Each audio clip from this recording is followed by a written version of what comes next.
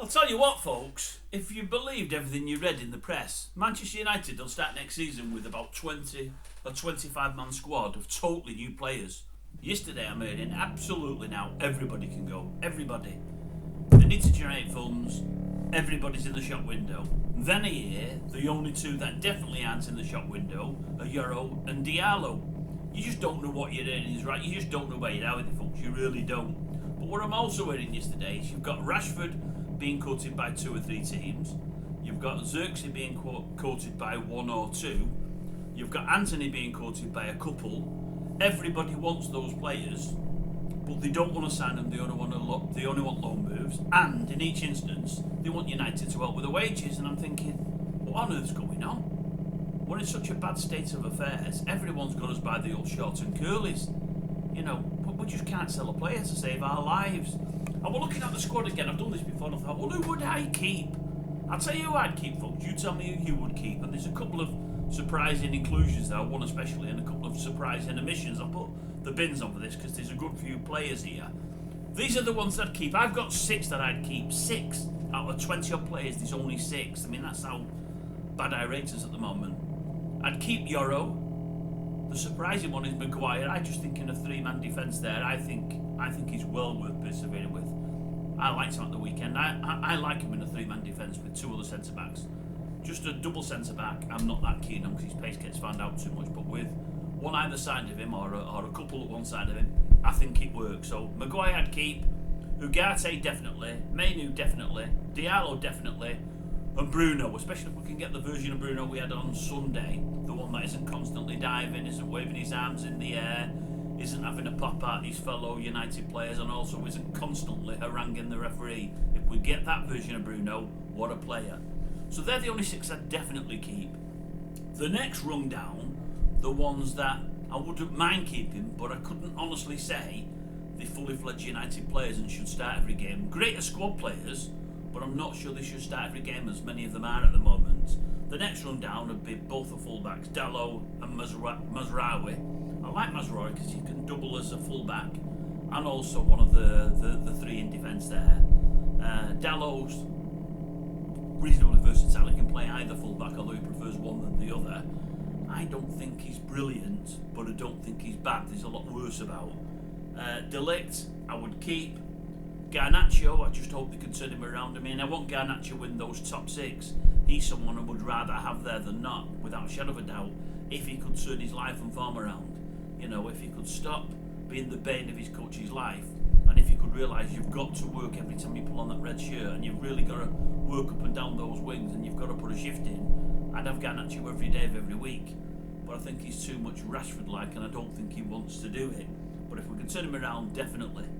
Again, same applies to Rashford. If he can be turned around, without a shadow of a doubt, I wouldn't get rid of him. I just don't think he can be turned around, or not at United anyway. I think he probably does need to go. But if the manager can get him playing and can get him actually working, as the rest of the team did on Sunday, you'd keep him every day of every week. You know, we can hurt you from the wing or from centre forward. So that could go either way. Højlund, yes, I'd keep. We've got him as a centre forward now as a starter. I'm not so sure he's there yet. I'm really not. If he went, it wouldn't bother me as long as we've got a brilliant replacement, a proven goal scorer. But if we can get a proven goal scorer in and Højlund can learn alongside him, I think that'll be all the better. Xerxes, I'd keep him, but not as a number 9. But again, if he left, it wouldn't hurt me and it might bring some funds in. Lindelof nearly to the end of his career now than the start, so I think we're okay at centre back. Who else have we got? Martinez.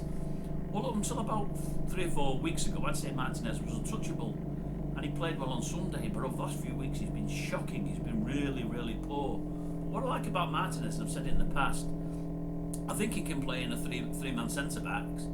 We've also seen he can do a bit as a full-back, but I'm adamant he can do a bit with someone like Mainu in the centre of the park there. So if ever you need another holding midfielder, I think he can play that role. Great in the tackle. His lack of height wouldn't be as much of a problem as it is in central defence. Got a bit of an engine on him, and got a good passing range, so I think he could double up. I like Martinez, although as I said last few weeks, he hasn't been brilliant.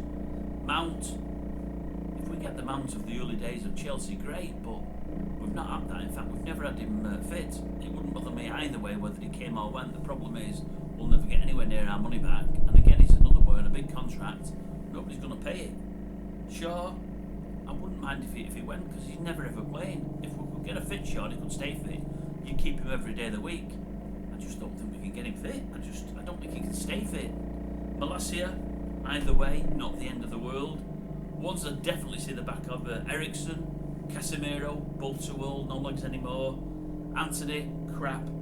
Onana, I want a better goalkeeper than Onana. Does some great things, but a lot of bad things. And obviously Johnny Evans, his race has virtually run now. I mean, he's getting on a bit. He was only a stopgap. And I think that's all of them, folks. I think that's going through the whole squad there. I'm pretty sure it is. The only other thing I'd look at doing, I mean, the Ineos have made themselves pretty unpopular. You may or may not have read it. I mean, Paul Scholes was pretty scathing yesterday about the Ineos tenure and what he thinks they have and haven't brought to the club. He's saying, I can't see much they've done that's improved the club. I really can't, especially on the playing field anyway. In fact, I can't see anything at all.